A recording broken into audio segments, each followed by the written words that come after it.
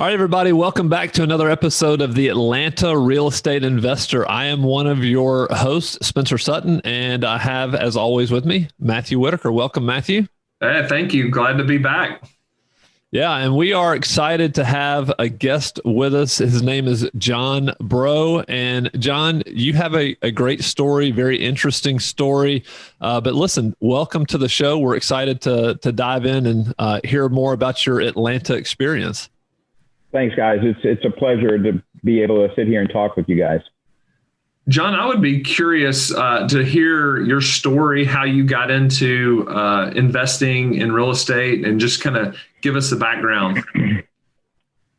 Okay, so you don't want any like real background. You just want my Atlanta background. No, all the background would be great. Yeah, give us everything. Because I've been doing this for a long time. This can take up a lot of tape.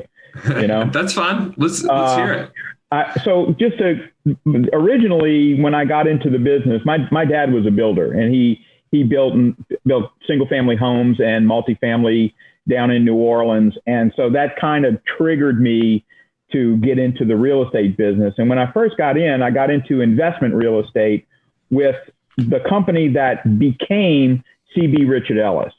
It used to be called Coldwell Banker Residential back in the 80s. And then it gradually over the years became CB Richard Ellis. And what I did with them for 5 years was apartment brokerage. I took care of selling apartment complexes all throughout the Gulf South. So from New Orleans to, I guess, Mobile probably was the furthest that we went, and had a great run for 5 years. But then they decided to pull out of the market and kind of left New Orleans behind. So I got a job with the FDIC because that was when we were in the throes of the savings and loan debacle, and became an asset manager for the FDIC and then eventually the RTC when they started the RTC, the Resolution Trust Corporation. And then from there, I decided to get out of government. I was tired of governmenting, and went on to working in the private sector for a large life insurance company.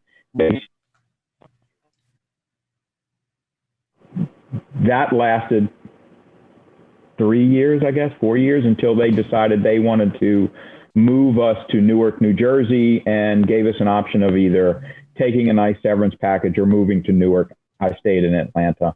And I decided to take a year off and travel a little bit, and went to Europe, landed in Prague, the Czech Republic, and met another American there who had moved there with his wife, who opened the office of Arthur Andersen. I don't know if you guys remember Arthur Andersen. They were one of the big 8 accounting firms. I do. My wife actually used to work at Arthur Andersen.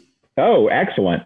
So his wife, they got a call, for people who would be interested in going to the Czech Republic to open the Arthur Andersen office there. And so since he spoke a little Czech, his parents had immigrated from Czechoslovakia when he was a baby. So he did speak some Czech. So they jumped at the chance to move to the Czech Republic. So when he was there, he started a real estate business because people needed real estate. They needed to rent apartments and find office space and that kind of stuff. Well, I met him in early 1995, and he said, I really don't know real estate, and you do. So would you like to join the firm and help me build my business? And so I said, yeah, I'll do it for a year and help you out. And a year later turned into 17 years. Wow. So you went over there on essentially a trip just to kind of, I guess, touring Europe, and all of a sudden you get a job and you stay there for 17 years. Stayed there for 17 years. We built that little real estate business from maybe 5 employees, which included his aunt and his cousin, to a place with 2 offices, one in Prague and one in Bratislava, Slovakia. We had 100 agents and employees, and became like the number 1 full service agency in Central Europe. And then we sold it, and I moved back. That's quite impressive. That is quite a departure from Atlanta to the Czech Republic. Yeah. I mean, yeah, it was. It's a unique story. That's why I like. No, that's a great like story. To include it. So you sold it, and then you decided to move back to Atlanta. Yeah, I moved back to Atlanta because, number one, my parents were getting older, and I wanted to spend more time with them. So I moved back to Atlanta, and I was very fortunate to get on as an acquisition analyst for one of the big three real estate funds that was just getting into single-family residential investment. And so, what year is this, John? This was the end of 2012. Gotcha. Okay. Okay. I started with them in 2013, actually, but I started looking around and talking with people, and actually the contact for this particular group came through our friend Greg Kersner.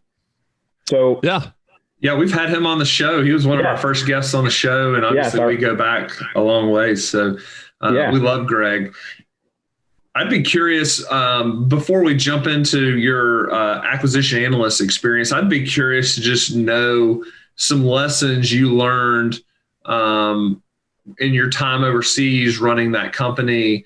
And then I'm also kind of curious how it differs from the U.S. real estate market. Oh, it's night and day. I mean, there's no such thing as an MLS. There's no such thing as licensing. So it's kind of the Wild West or the Wild East, I guess.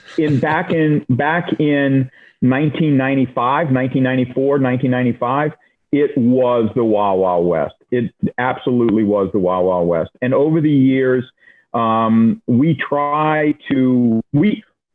were an American office for all intents and purposes. You know, we set up a retail type of business where people could walk in the door.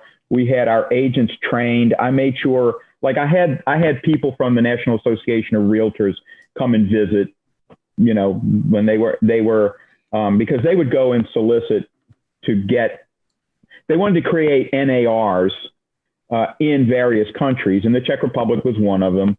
So we met, and we did a lot of good training with our agents so that they would understand how to sell a house, how to rent office space, how, you know, the ins and outs of honestly being an agent. And so it was a breath of fresh air to a lot of the Americans and the British, actually, who were coming and needing assistance in English.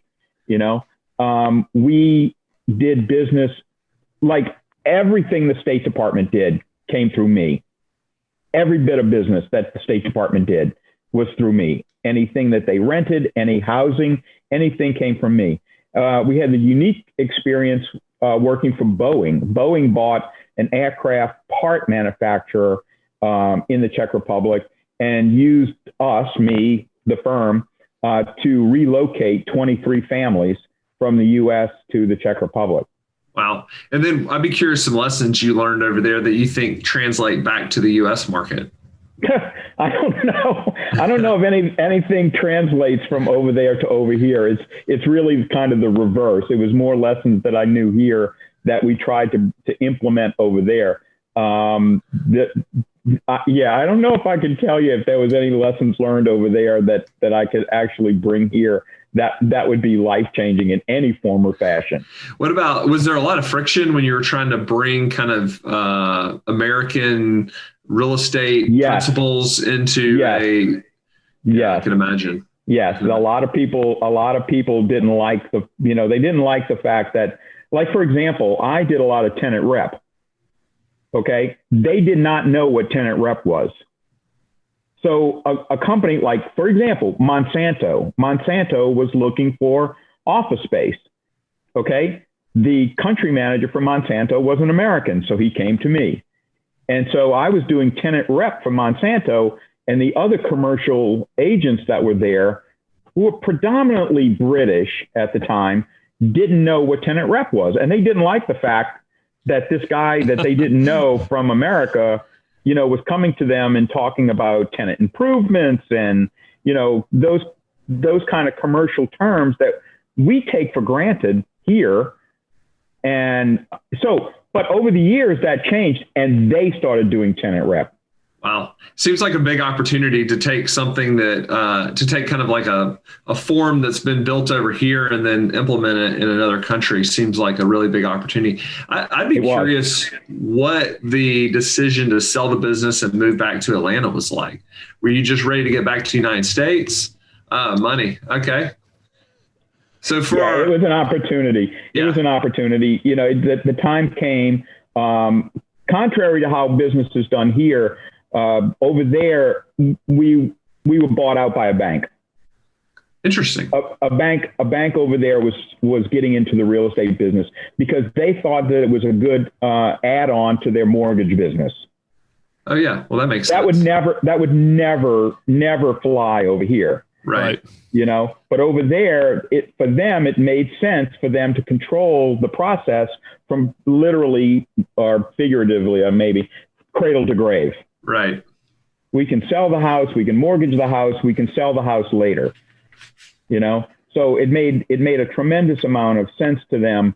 And we were approached by 3 banks, believe it or not, a local bank, and the one that we eventually sold off to was a German. I think it was German. Yeah, if I remember correctly, or Austrian. And then so you come back here, you come back to Atlanta, and you start as what was your role as this acquisition analyst? Like, what were you tasked with doing? Buying houses. I was at the time, the company was based out of Tampa, Florida, and they were trying to buy houses in Atlanta from Tampa, and they ran into the problem of just not being able to do it. It was a tough project for them to do it in Atlanta, so they decided to hire somebody locally. So they hired me. I was working remotely. So I was the only person that they had at the time in Atlanta until the portfolio got to the size where, you know, critical mass dictated that they needed to have an office. So I sat alone in a Regis office for 3 years, I think it was. Wow. And bought how many houses during that time? Over the years, I bought like 5,000 houses. Holy cow.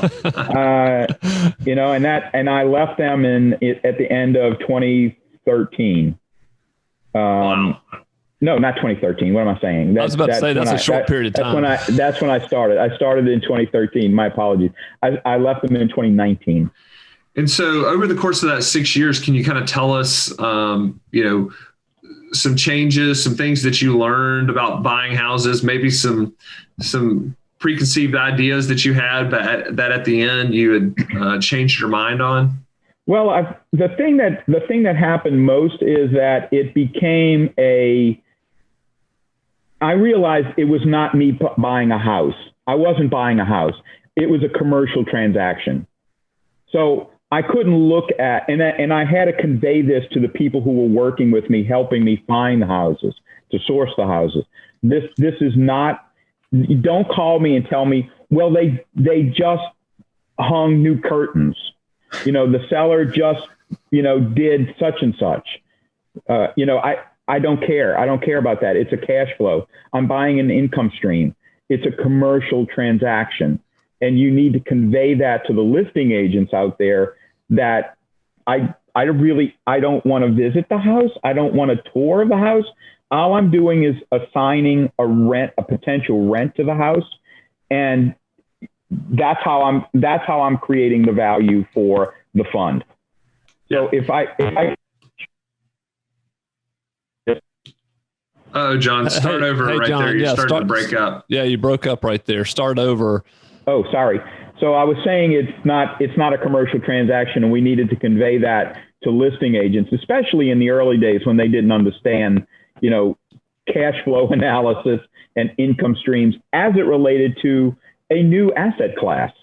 Yeah. So, I think the institutional buyers really early in the process frustrated a lot of the kind of old guard real estate agents. Very much because so. it wasn't in their mental model of how a transaction was supposed to take place. They just couldn't imagine somebody buying a house without ever having seen it. And so, but I do think over the course of the last probably 10 years since institutions have been buying houses, that real estate agents kind of have learned the game in all of the markets, especially in Atlanta. Oh, very much. And a lot of those agents now realize, oh man, this was an easy transaction. We got the price for the seller that the seller was happy with. So my next listing, guess what I'm going to do? I'm going to go approach this fund one more time. And so we've had a lot of listing agents that came to us right out of the box, to ask us if we were interested in making an offer. And many times we did. And so, John, let me ask you, when you were saying, hey, I don't want to tour the house, I don't want to look at it, you were essentially looking at pictures.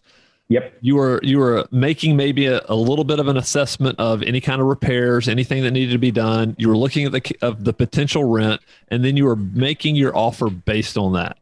That's exactly right.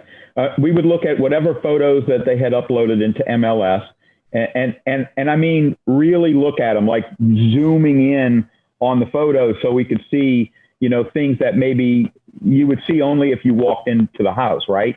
So we would look at the pictures, and we did a lot of granular analysis of where we think the rents, not where the rents are, but where the rents will be. So we had a push. We called it a push rent, because what came to mind was, look, we're looking at MLS and we're seeing what things rented for over the last 6 months, last 12 months. But that's history. Let's not do business with history. Let's do business looking into the future. So if we see that houses typically rented in an area, let's call it for $1,400, we're not going to go with the program and say, okay, we're going to rent this house for $1,400. Let's see. Okay, we're going to improve the house. We're going to put $20,000 into the house. We're going to put granite countertops in it. We're going to put stainless steel appliances in it. What dollar figure can we get that will achieve a higher rent? You know what I mean? And then we would put it on the market for like $1,500 and get it. Did you have a rule of thumb of how much you thought you would push rent above the, whatever you were seeing? Yeah, it kind of, yes, $25 to $50. Yeah. Usually, unless we could see a trend. Those trends you could see in pockets, certain pockets. Like for example, Gwinnett was one place where we could push rents a little bit more. Surprisingly, we had places like Noonan that early on, Noonan became a destination for a lot of people. And so we could push rents a little bit further in Noonan. That has declined since, because it's been like, I guess, saturated. More and more people have gone there, so it became a little bit more saturated. We were one of the first there. Cartersville was another place. We got in early and did very well in Cartersville. Talk about since you started in 2013 buying houses, what have you seen over the course of the 8 years since then in terms of rents? How much have they gone up? You started kind of answering that with the previous question, but I'd just be curious, your impression of rents.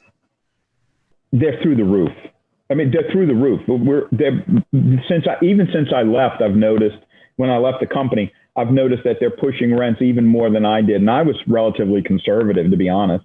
But they're testing the markets and then dialing it back, as opposed to just setting a price. They're actually setting it higher and then dialing it back within 14 days, 30 days, whatever the case may be. So rents have really escalated quite exponentially, I would say. Do you think they're doing that just because the competition in Atlanta is so stiff right now, that they're having to push rents to get their numbers, or do you think that the market will sustain that? I think the market is sustaining it at the moment, and I think it's going to happen. That you're going to see a lot of the mom and pops are going to realize what the big boys are doing, and they're going to be doing the same thing to their personal investments that they have. And hate to say it, but that's the way of the business nowadays. it is a little more institutionalized these days. And I think mom and pops, people that are listening to our show, probably need to know that it's a lot more sophisticated business than it was 10 to 20 years ago. You can't just read a book and hop in this business and compete with these big boys that are, and that was one of the questions I had for you. I mean, how many houses would you look at a day, John? Oh, dear Lord. At the beginning, I was underwriting. I could underwrite 50 houses a day. Yeah.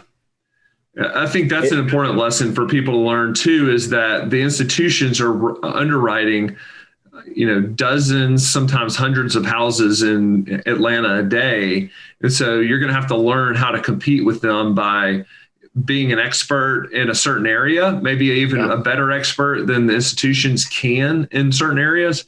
And so that's kind of the way that what I would call a busy professional, a mom and pop investor would compete these days, is with an institution, is just knowing an area way better than the institution can. Right. And honestly, even the small investors, if the small investor is getting in to build a portfolio for himself, he should think of it as, I need to season this because one of these days I want to sell it, and I want to sell it to an institutional buyer. So get in, make sure you're doing things correctly, unless it's just, you're setting this up so your kids can have it later. That's one way a lot of people look at it. They're setting it up for the family trust, so to speak. But then other people are doing it. Fix and flip is more short-term vision, but you know what I'm talking about. Build up a portfolio, season it, get the best rents you can. And you can easily see what the big boys are doing because they each have web pages with the coming soon rentals on them. And so let's talk a little bit about that. If I was that, because we've talked about that as a strategy, put together a portfolio of 10 to 20 houses. At this point, the institutions are desperate for houses, and you can put together portfolios and sell that to them. If I was going to do something like that, what would be the best way to start? Like, what are kind of 2 or 3 things I need to make sure I know? My phone number. That's probably, and we'll give that at the end. We'll give that at the end, John. That's probably important. No, I think you should stay. It's tough to stay ahead of the curve when it comes to these big guys because they themselves are really leading the pack. They're definitely staying ahead of the curve. So you need to stay as close to their heels as possible. I'm talking about the smaller investors. Right. But to build a portfolio that's institutional in nature, you need to make sure that the houses themselves are at a level that's going to be something acceptable to them. Because here's what the big boys do. And they do this to brand new construction. They love to buy new construction, but they need new construction according to their specs. So even if they go in and buy a dozen houses from, say, a D.R. Horton, they're getting great houses, but the institutional guys are going to go in, rip out all the carpet and replace it with vinyl flooring, the LVP type flooring. If there's black appliances, they're going to take that out and put in stainless steel or the new, what's the new color right now? Platinum, whatever. So they're going to do all of that. If it's laminate countertops, they're going to remove it and put in quartz or granite, So you need to keep these kind of things in mind. Like I'm going to buy a house, and the first time I turn it, I'm going to do X. I'm going to redo the kitchen and put in, maybe not replace all the countertops, but put in a nice granite top. You know what I'm saying? Right. So you need to know what these institutions, how they want these houses, the finishes they want in these houses. Right. Maybe even go tour some of them, because you can go see them because they're all for rent. They're all for rent. They're all on a Rently box. They're almost every one of them are using Rently boxes nowadays. So yeah, go tour a house, see what they did with them, and kind of mimic that as you turn your houses, and build up that portfolio. And so one day when you've got your dozen houses or your 20 houses, you can go to them and they're going to take a look at it and go, wow, this really fits. We don't have much to do with it. Yeah. To do to it. You know, what's interesting too, is people are thinking about selling to institutions. As a mom and pop investor, the kind of old guard used to think, hey, I'm not going to raise rents because I don't want this person to leave, right? Like the opportunity costs of this person leaving are way worse. The pain's way worse than just leaving it at kind of a little bit below market and keeping somebody in there. That is not the way the institutions view rent. Can you talk a little bit about how they look at rental rates? You're 100% right. And as much as they would like to retain tenants, and they do retain tenants, they don't have the same mindset as the mom and pop. They don't look at it like, well, they're such a nice couple. They've been in the house for 3 years now, and I don't want to see them relocate or dislocated, But the reality of it is, for an institutional buyer, it's cash flow. It's income stream. It's as much as they love their tenants, and they say that on their websites, they love their tenants, they love their cash flow more. Yeah. And I think one of the things people can learn from them is it is amazing to me, the return difference, because we've helped some institutions buy houses in the past in just $25 a month to their return. So again, they have all these highly paid analysts that are watching the numbers. And if they can bump a whole portfolio by $25, it makes a huge impact. And then they can go to the public and say, we're raising rents and our cash flow has gotten this much better, and kind of tell an awesome story, which affects their market price, their share price. Absolutely. Absolutely. It's about shareholder value. And that's how they improve shareholder value, 100%. Do institutions care about, when they're buying houses, the after repair value, ARV? It used to be, we used to factor that in, but nowadays, especially right now, they don't even look at it. Yeah. They're buying properties, and I'm talking specifically today. They're buying properties and they are paying over list price. They're not even looking at appraised value or market value. They have so much capital to deploy at the moment. They're being extremely competitive with even the local buyers or one another to try to capture as many houses as possible. You're talking about institutional buyers that were closing 50 transactions a month, and now they're down to a dozen a month. And they've got capital sitting on the sidelines that they need to, they either use it or they lose it. So John, they're out in force. So John, how are they finding their houses? Are most of these houses on market deals?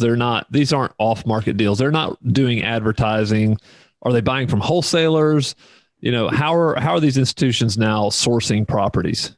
They have different avenues, and different funds have different approaches. Most of them are pretty standardized. They use external agents to source houses for them. A lot of them have internalized that process. So they have people internal that scrape MLS every day. Yeah. As a matter of fact, they get those data feeds like every 15 minutes, and they scrape that data feed and make offers. They just send out offers to people. The most successful use external agents. In my experience, the external agents, they know which side their bread is buttered on, and they really make an effort. A lot of the agents out there go out of their way to spend money for marketing, to drop flyers in areas that they know the funds are going to buy in. So they drop flyers, they do their own marketing. You have agents out there with billboards, we buy houses. Well, they get those people who call or go to their webpage, to have, hey, this is my house. And what those agents do is just turn it immediately back to the fund and say, hey, can you make me an offer on this, on that? And it's off market at that. Somebody's ringing my doorbell. That's really odd. I don't know who that is. Anyway, don't worry, we'll cut this podcasting out. In the COVID world. Huh? Podcasting in the COVID world. That's really weird. Nobody rings the bell for like months, and now somebody's ringing the bell. Anyway, you cut that out, I guess. So anyway, so external agents really work there. They really work hard to source good properties for them. A lot of them are through the MLS. Oh, they're fixing the roof. Okay. Sorry. I just realized what it was. There's a thing up on the roof that they need to repair. I'm in a townhouse, so it's the HOA. Anyway, okay, sorry about that, guys. Okay. So, and then you've got, so they do it internally. They have external sourcing agents that go out and bust their butts to find properties for them. And then, of course, they use wholesalers and things like that. I don't think they find a lot of success with wholesalers and flippers because there's been a lot of cases where the house just isn't up to snuff. They get out there and they find that it's just a little lipstick has been put on the house. And when they send out their inspectors, that inspector knows to lift every rock. They know specifically what to look for. And these are internal investigators, inspectors that go out there. It's not an external inspector that kind of glosses through the house. You know what I mean? They do literally lift every floorboard and check to see what's really underneath. So flippers have a tendency, they've been successful with them, but not to the same degree as scraping MLS and getting direct from sellers contacting them. And that's kind of a new thing. The sellers contacting them directly is kind of a new thing, but that's starting to happen. I'd be interested to you named some specific areas earlier in the podcast. I'd be interested to know some areas that you're excited about in Atlanta. Oh, good question. First, well, we bought in all 11 metro counties. So we circled the perimeter of Atlanta. Paulding County was one that did extremely well. Gwinnett County early on was kind of the go-to destination, but Gwinnett County pricing has gotten to the point where the numbers just didn't work. The rents were not keeping pace with the value of the houses. So Gwinnett kind of started sliding. Paulding County climbed. Coweta County climbed. Noonan being the area that we concentrated on. And then we started kind of branching into, again, Cartersville, the 75 corridor, the 85 corridor, the X in Atlanta. So we followed the corridors and we were very successful with that. But Paulding County, which is kind of in the middle of it all, north of 20, we're talking Dallas, Hiram, and that area, became very successful. And to this day, you can still find some good deals in Paulding County. Douglas County has been very, very good to investors as well, even so far as to go out to Villa Rica. What is that? Is that Carroll County? I'm trying to think of the map. But Villa Rica was also very good. I think Dawson County, so right north of Forsyth, moving into Dawson County. I think Dawson County is probably going to be doing well, but not so far. Like if you're familiar with Georgia 400, you go up Georgia 400, you get to that outlet center. I think that's the cutoff. I don't know because most, if not all of the investors only look for property that's on public sewer. And then when you start getting out so far, you start losing that. You start finding houses that are on septic tank systems. Yeah. And that becomes a problem. Jackson County and Hall County is another place where I think you're going to start seeing more acquisitions, but I think it's going to be kind of spotty because of the septic tank systems. And that was going to be, so septic tanks kind of drive that. I guess that has a lot to do with population density of the area. But that was going to be my question, is how far out are these funds willing to go to find houses out of the metro? Good question. You make me think, because and one part of me is saying they don't want to go out too far. Like for example, Brazelton, Brazelton around through Forsyth County, so the border between Dawson and Forsyth County, then over to Cartersville, Bartow County, and then around through Paulding County, Villa Rica, down Union City, Fairburn, that kind of area, Noonan, and then back around. You just cut out on that last sentence. Oops, just repeat sorry. That last sentence. So they go around from Villa Rica, Douglas County, down to Coweta County, Noonan, and then up towards DeKalb County, and then back up again. But that said, what they're doing now is they're starting to look for the secondary markets. The secondary markets would be something like Birmingham, Chattanooga, Greenville, South Carolina. So Savannah is an area that they're looking at now. Yeah, we've noticed that. Obviously, we have an office in Birmingham, one in Chattanooga, and we've noticed the same things. That institutions, some of the smaller institutions, came over kind of first and started buying, and now the bigger ones are starting to follow and do that in some areas. Another area that would be on that would be Macon, Georgia, Augusta. Those areas that they're buying. So, Spencer, there has to be some form of critical mass. Yes, and that's kind of the trick, So, John, you left in 2019. So, kind of as we wrap up, tell us what you're doing now. Well, I've gotten back into doing investment sales. I'm not really a retail kind of open house kind of person. Yeah. That I'm just not wired that way. I crunch numbers. That's what I like to do. So I've gotten back into working with investors, and some of them are the larger investors. And I've kind of concentrated on the smaller investors for the time being. But that's starting to branch out now because I know that I can help those larger investors as well. I have a thing for new construction.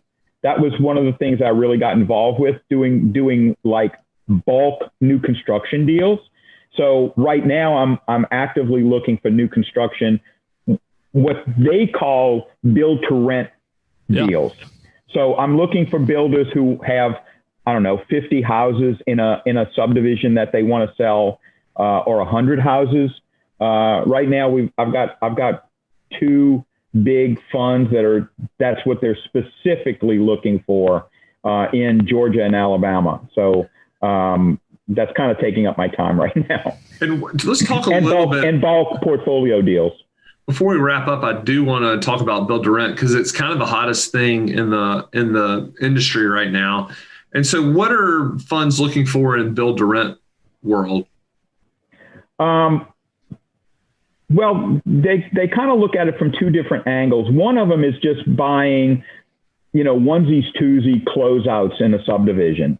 They'll do those all day, every day because they love the new construction. For one thing, they rent really fast, because, and as well as I do, tenants love the fact that the houses are DNA free.